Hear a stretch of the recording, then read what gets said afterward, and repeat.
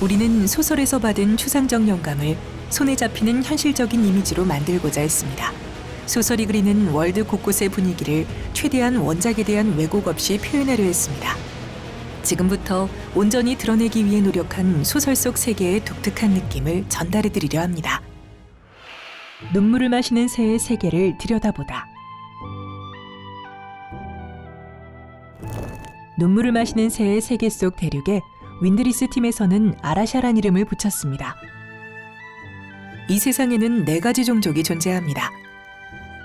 나가, 레콘, 도깨비, 인간.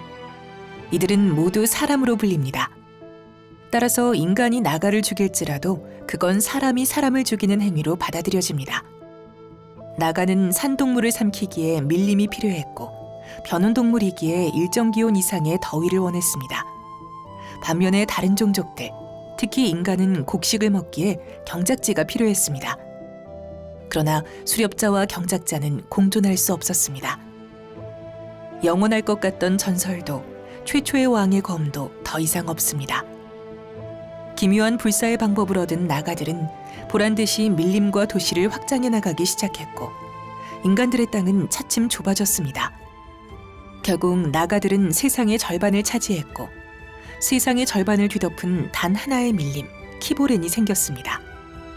그러나 북부의 기온을 이기지 못한 채 전쟁은 끝이 났습니다. 키보렌의 가장 남쪽에 위치한 도시, 나가의 수도 역할을 하고 있는 하텐그라주입니다. 매우 습하며 무겁게 드리워진 구름들 사이로 초록바다에 떠있는 섬처럼 보이는 도시입니다. 나가들의 심장을 복원해둔 약 200m 높이의 심장탑을 중심으로 여러 대가문들의 가주들이 의회를 구성하여 다스립니다. 레콘들에게 특별한 장소인 최후의 대장간입니다. 이 특별한 대장간은 세계의 북녘 끝 잔인한 눈보라와 거대한 빙하가 있는 얼어붙은 땅 위에 지어져 있습니다. 이곳에서는 최후의 대장장이가 별빛을 이용하여 철을 재련합니다.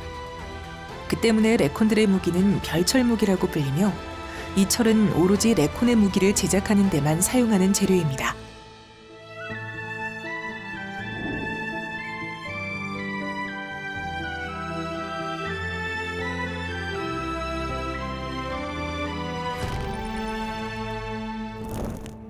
즈문누리, 대륙의 도깨비들이 거주하는 거성으로 밤의 5달인 혼란, 매혹, 감금, 은닉, 그리고 꿈의 도움으로 세워졌다고 알려져 있습니다. 따라서 즈문누리의 하늘은 항상 밤처럼 어둡습니다.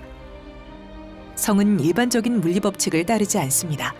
아무도 정확한 건물의 구조를 알지 못하며 내부에서 이동할 때도 전혀 알 수 없는 방식으로 움직입니다. 즈문누리의 성주가 진물을 보는 서재로 도깨비들만의 방법으로 도착할 수 있는 이 방은 방문하는 이들이 엉덩방아를 찌으며 도착하는 것으로 유서가 깊습니다.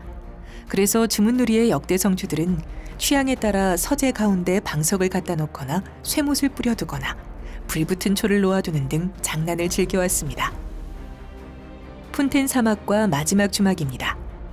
이곳은 이 메마른 사막에서 유일하게 물을 끌어올 수 있는 곳입니다. 탁 트여 있기 때문에 키보렌 밀림 입구가 보여 묘한 느낌을 더합니다. 마지막 주막이 있는 곳은 일교차가 크고 먼지를 일으키는 사막이기에 생명이라고는 찾아볼 수 없습니다. 인간들은 다른 종족들과 달리 북부 대륙 곳곳에 퍼져 마을을 이루고 살고 있습니다. 큰 도시부터 작은 부라까지 말입니다. 이 작업들은 한국의 전통 기와집, 너와집, 초가집들에서 영감을 받아 민가를 연구한 작업물입니다. 하인샤 대사원은 인간의 신을 모시는 종단의 총본산입니다.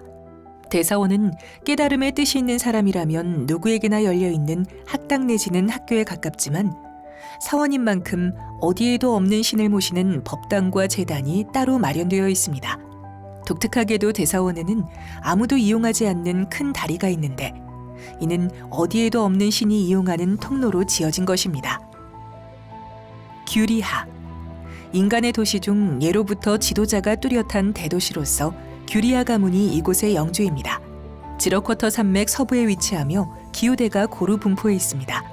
규리하 영토는 예로부터 왕국이 변경백을 둘 수밖에 없을 정도로 거칠고 야만적인 땅이었습니다.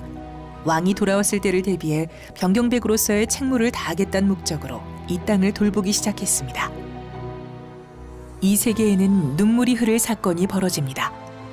왕이 돌아오고 눈물을 마신다의 의미가 드러납니다. 눈물을 마셔줄 왕이 생기자 갈등은 폭발하고 이윽고 전쟁이 벌어집니다. 이어서 각 인물들이 눈물을 흘려야만 했던 사건의 전말이 밝혀집니다. 이 지난한 과정을 거치며 왕은 이 대륙에 살고 있는 생명 전체의 진정한 왕으로 거듭납니다. 눈물을 마시는 새의 배경은 사실적인 묘사를 위주로 설정하였습니다. 단순히 게임뿐만 아니라 다양한 미디어로 제작될 때도 영감을 주고자 했기 때문입니다. 우리는 이 아름다운 세계와 함께했던 여정이 몹시 즐거웠습니다.